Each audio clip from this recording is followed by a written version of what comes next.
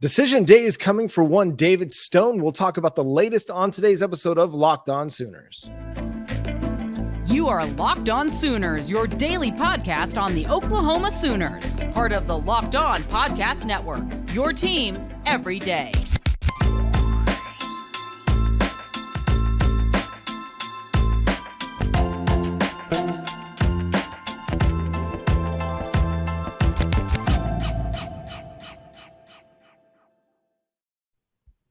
What's up, Sooner Nation? Welcome to Locked On Sooners, and thank you for making Locked On Sooners your first listen every single day.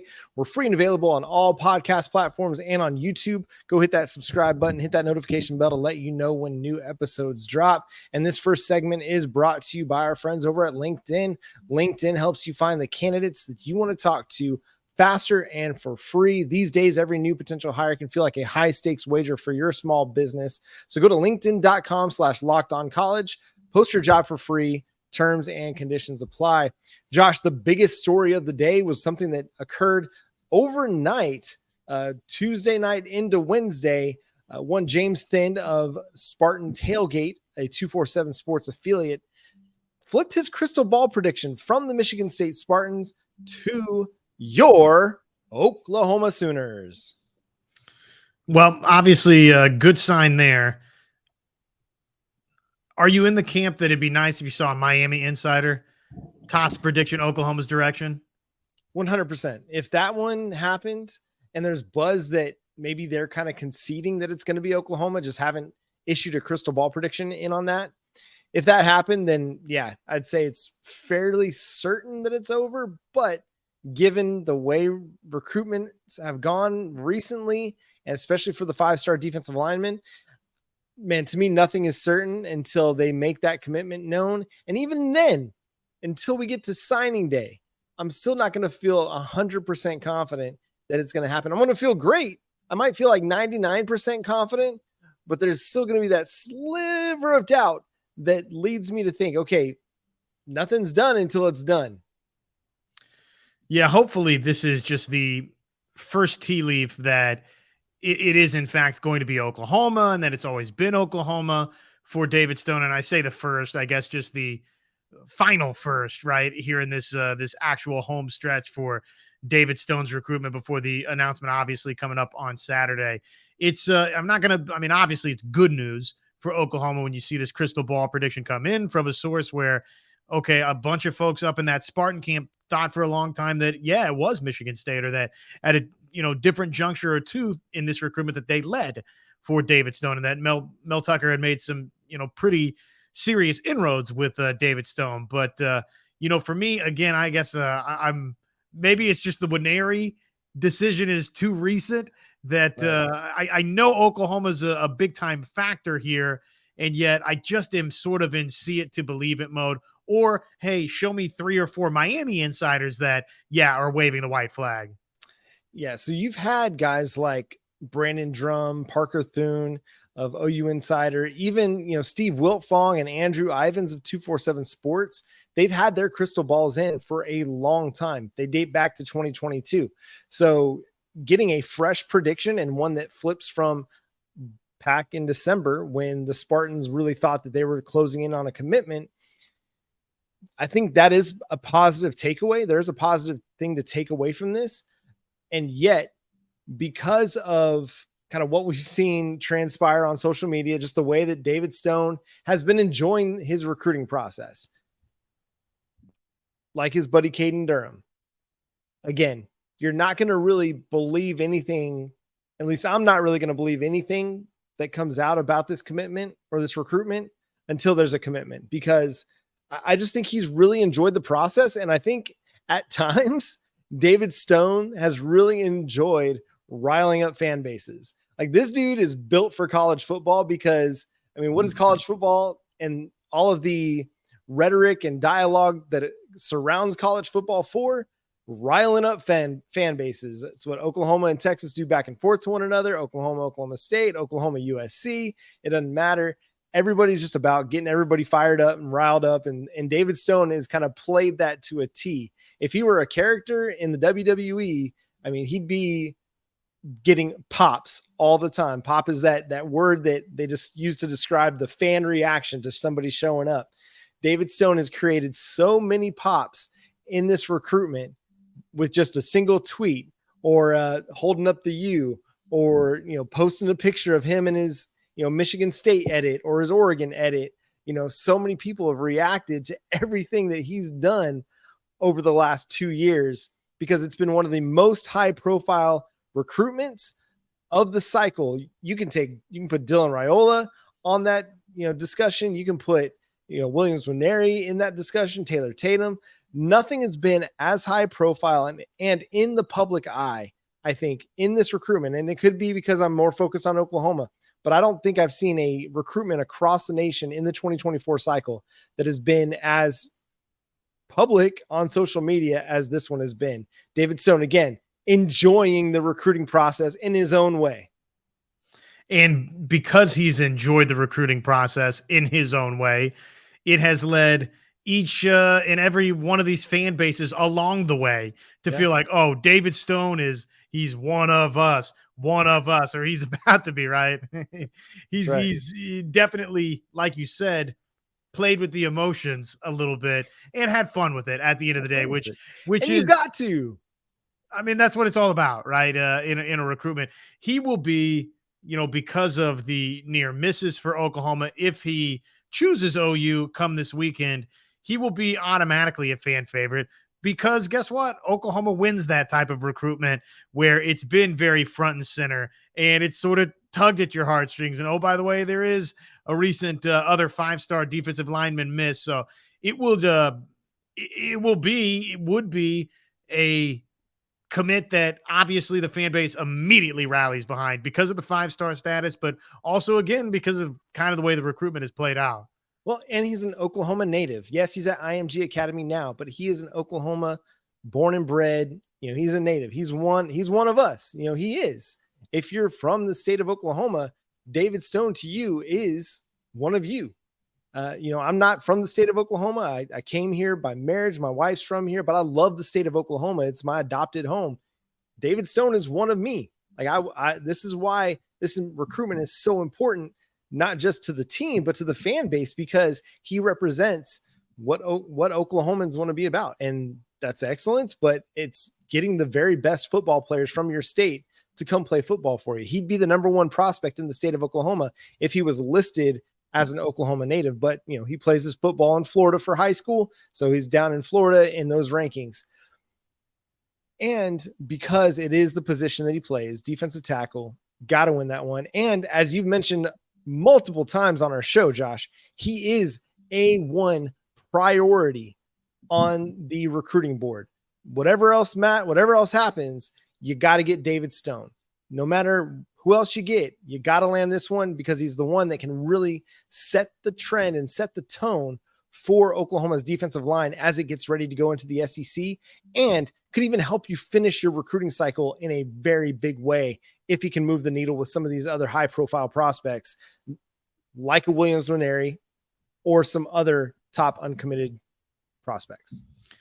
Yeah, it could be a game changer for Oklahoma. And certainly, the biggest game changer for OU is going to be what they do in 2023 or what they don't do, right?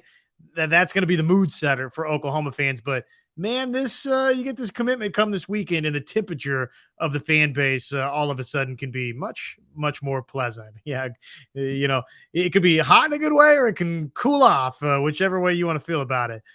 Hey, what about the Big 12? Speaking of Oklahoma, what are their chances this season? We'll tell you about that right after we tell you where to get things going. You want a championship team? It's all about making sure every player's the perfect fit. It's the same when it comes to your vehicle. Every part needs to fit just right. So the next time you need parts and accessories, head to eBay Motors with eBay Guaranteed Fit. You can be sure every part you need fits right the first time around. Just add your ride to My Garage and look for the green check to know your part will fit. or your money back. Because just like in sports, confidence is the name of the game when you shop on eBay Motors. And with over 122 million parts to choose from, you'll be back in the game in no time. After all, it's easy to bring home a win when the right parts are guaranteed. Get the right parts, the right fit, and the right prices on ebaymotors.com. Let's ride. eBay Guaranteed Fit, only available to U.S. customers, eligible items only, exclusions apply. So, the Big 12 season is, a month away or so, but it's very rapidly approaching. And it is what I like to call right now, John, final predictions season from everyone, from you, from me, from the viewers, listeners out there, and from many of the other experts around the country nationally. Bill Connolly, Dave Wilson, a couple of ESPN writers took a crack at the Big 12 at a glance, right? And they ran down just a bunch of different little news and notes, or I guess not news and notes, but predictions for the Big 12 conference. For example, 3 transfers to know. They like Alan Bowman at Oklahoma State. They like Trayshawn Ward at K-State, Donovan Smith, Houston. There's a lot of different little categories, right?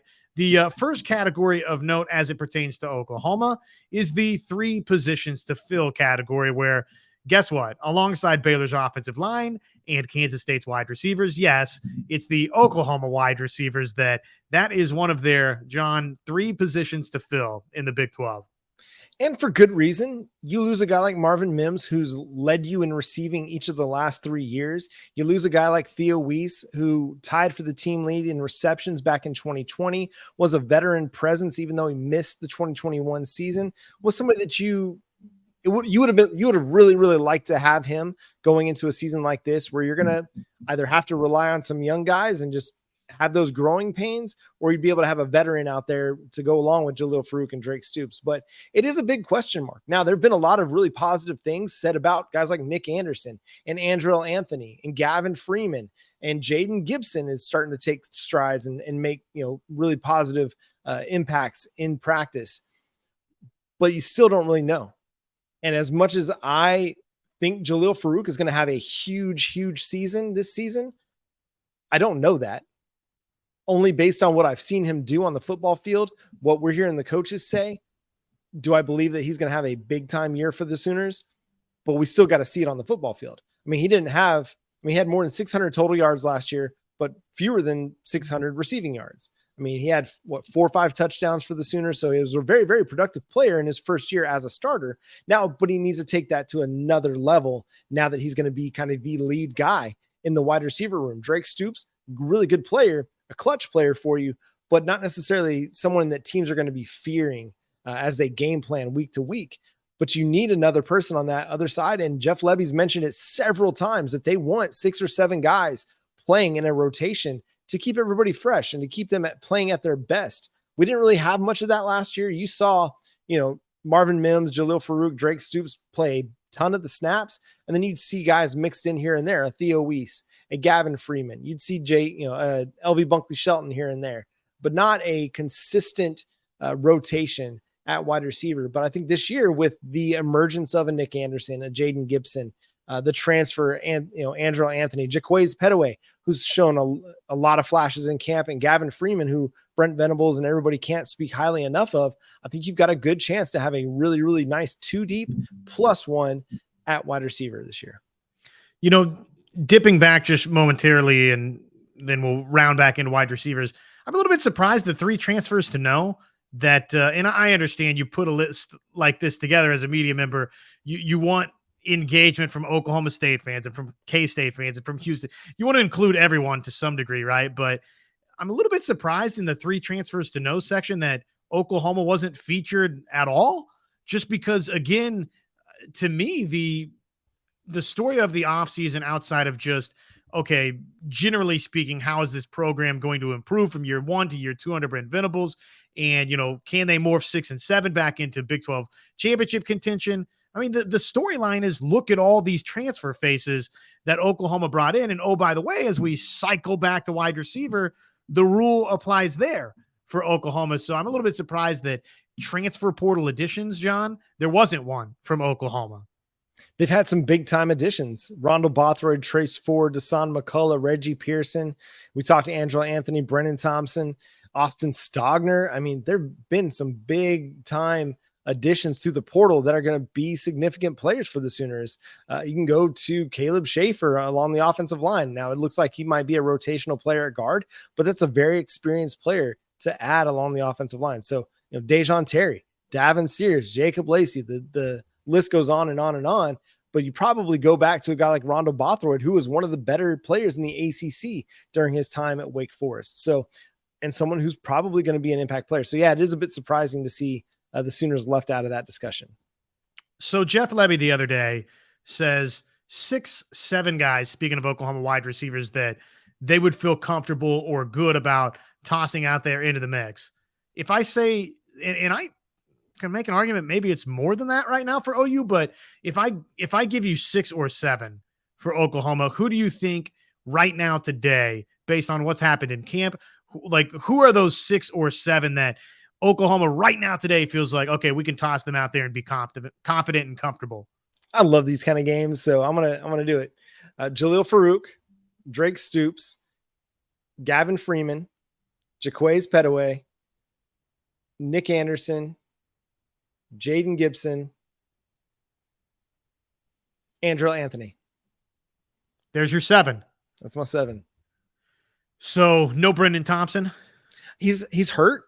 Like he's dealing with an injury. So, I mean, maybe Brennan Thompson could be in there for Jaden Gibson if they're not quite confident enough in Gibson's progression just yet, but someone who, Gibson could probably help contribute later on in the season. So if you want to replace Thompson and Gibson, that's kind of those would be number 7, I think, of all the names that we've heard, all the buzz that we've heard coming out of spring ball, out of fall camp. The 6 I feel good about: Anthony Anderson, Stoops, Freeman, Farouk. And there's one more out there. Petaway.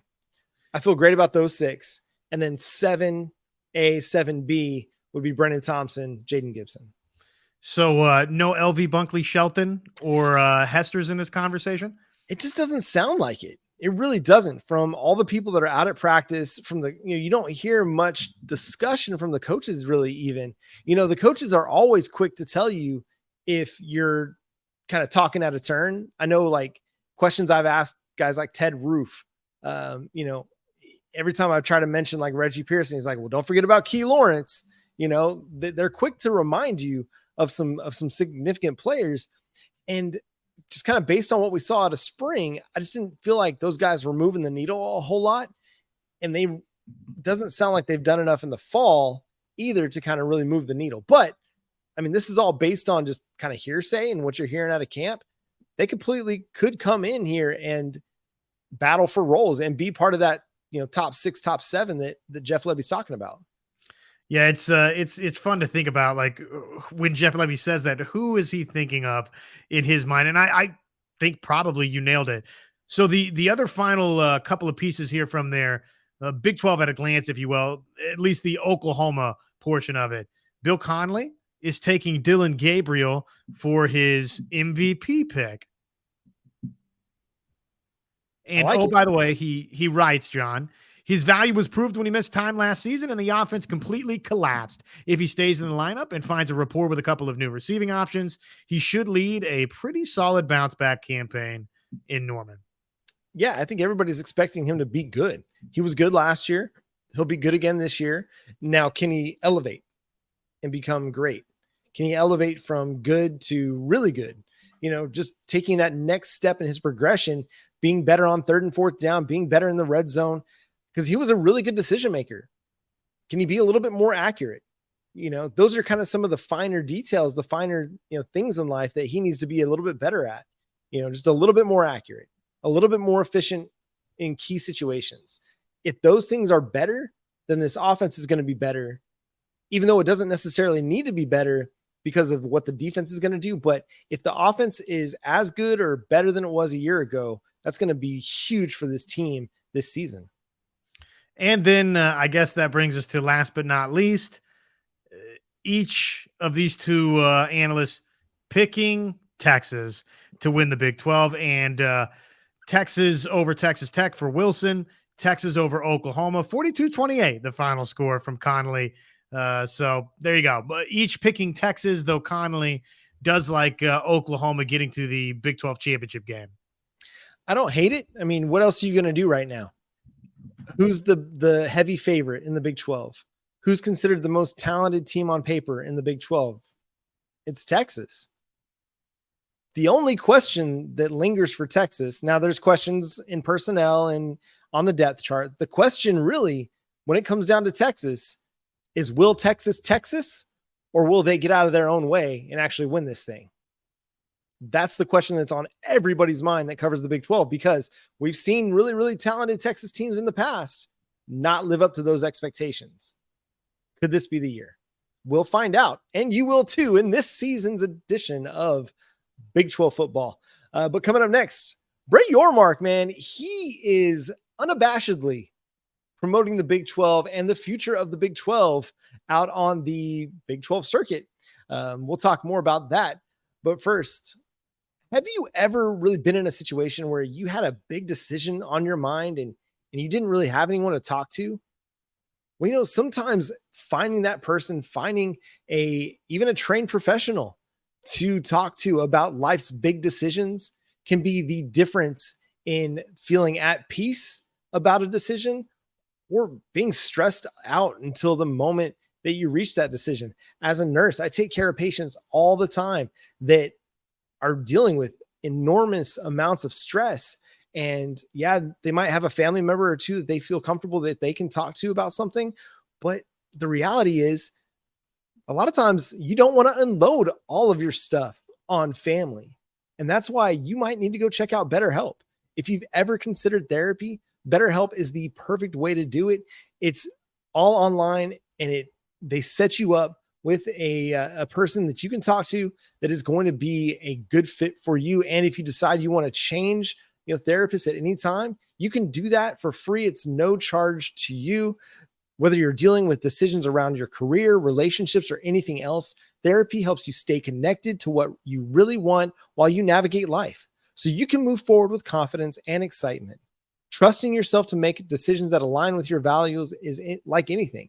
The more you practice it, the easier it gets. And again, sometimes you just need someone to help you navigate how to go through that decision-making process. If you're thinking of starting therapy, give BetterHelp a try. It's entirely online, designed to be convenient, flexible, and suited to your schedule. Just fill out a brief questionnaire to get matched with a licensed therapist. And again, if you want to, you can switch therapists anytime for no additional charge. Let therapy be your map with BetterHelp. Visit betterhelp.com/lockedoncollege today to get 10% off your first month. Again, today's episode is brought to you by BetterHelp. That's BetterHelp, HELP.com/lockedoncollege. And someone who doesn't need a whole lot of help getting things off his chest is one Brett Yormark. Speaking at a function with the Texas Tech football program, Brett Yormark basically came out and said to Coach Joey McGuire, you better take care of business in Austin this year, because I'm going to be in Austin this year like you did in Lubbock in 2022. He also, at the beginning of a clip that was shared by On3's Joe Cook, he said, we wanted to get Oklahoma and Texas out of here, just like I know you all did. That was a big priority for us. Josh, what are your thoughts on Brett Yormark's comments today? Yeah, I don't have a problem with the last piece of it, because he's just being transparent. I think we've said that right here on this channel, which is everybody. It made sense for Oklahoma and Texas to negotiate the buyout and, reduce it and barter or bargain, whatever you needed to do to get it done. Because guess what? It's ripped the Band-Aid off. Oklahoma and Texas to the SEC in 2024 made sense because of the other moves in college football and the television properties moving around, et cetera, et cetera, et cetera. There's a lot of different reasons. And for the Big 12, it made sense for them to build their future. So I don't have a big problem with that. I think that was transparent. And then, sometimes a little too much honesty, a little bit too much transparency is probably what you don't need. And the pom-poms for Texas Tech, that part, as a commissioner, is probably too far. as the Big 12 commissioner to let the emotions come into play. I know that you're playing up a little bit to the crowd, but in this instance, I mean, it's just you almost like you want a commissioner to be presidential in a sense, or a little bit of a politician in a sense. And I know that maybe there's been, name your politician that's not your dad or your grandpa's politician, right? But I'm talking like sort of buttoned up, or your professional that's buttoned up. Maybe it's not a politician, but there's just certain things that, like, as the Big 12 commissioner, you probably don't say, even if you feel that way. And this would be one of those instances, I feel, for Brett Yormark, where, look, I know, John knows, everybody knows that the rest of the Big 12 doesn't want Oklahoma or Texas to go win this thing. But in the name of the integrity of the game and us not having the conversation about collusion and officials, rigging games, it doesn't behoove you or anyone to sit there in a public forum and basically question the integrity of how this is going to play out for OU and Texas. Man, I loved it. I really did. And I threw it out there on Twitter that it just kind of reminded me of like a Vince McMahon style of running business, where you're going to do things your way and you're going to say what you want to say, regardless of what the potential consequences of it are going to be. I mean, he is the voice of the Big 12. He is out there with job number one, priority number one, to build a brand like the Big 12. If he wants to do this whole Big 12 versus OU and Texas thing all year long, it would benefit him and his conference, especially if Oklahoma and Texas don't win games like many project them to. His job is to push the Big 12 forward and do so in a way that highlights it as a conference moving forward, that they're not losing anything with OU and Texas moving on. He kind of has to be that a little bit. And yeah, it's not presidential. It's not very politic, not great rhetoric if you want neutrality from your commissioner. But if you're a Big 12 fan, I know you're absolutely loving what Brett Yormark said. You're loving the idea that your conference commissioner is out there promoting the clubs and the programs that are going to stay behind. In a way, it's kind of SEC Greg Sankey like, right? Now, he's always going to be for all of his conferences or all of his conference mates, but he is very much going to be very pro SEC, talking about how they are better than everybody else, and he's not going to be shy about it. I think Brett Yormark has a little bit of that Greg Sankey to him. It just so happens that now he's still commissioning Oklahoma and Texas for a year, and already the conspiracy theory is out there that Oklahoma and Texas aren't going to get any calls. A lot of people believe they didn't get any calls last year. And if there's any semblance of questionable officiating, questionable replay, any of that stuff, everybody's going to come back to these comments. So in that way, Josh, you are absolutely right. This could potentially bite him down the road from a PR standpoint alone, but from a promotion standpoint, this is him just doing the best thing he thinks he can do to help promote his best programs as they move into the future.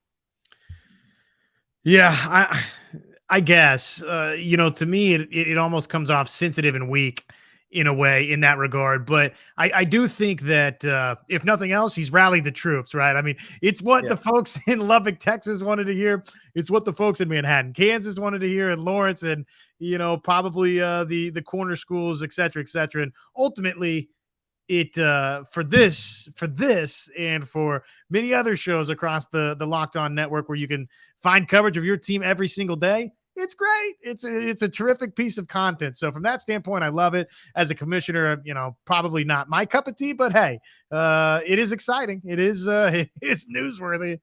That's right. And he's not preaching to us anymore. He's not about the Sooners or Oklahoma fans. Nah, he's got a lot of other fan bases on his mind right now as he speaks like that. And that's going to do it for today's episode of Locked On Sooners. Thanks so much for tuning in, being a part of the show. We're free and available wherever you get your podcasts and on YouTube. Go hit that subscribe button and that notification bell to let you know when new episodes drop. Drop a like over there on YouTube as well. Helps more people find out about the show. If you like what you're hearing here on Locked On Sooners, go to Apple, leave us a 5-star review.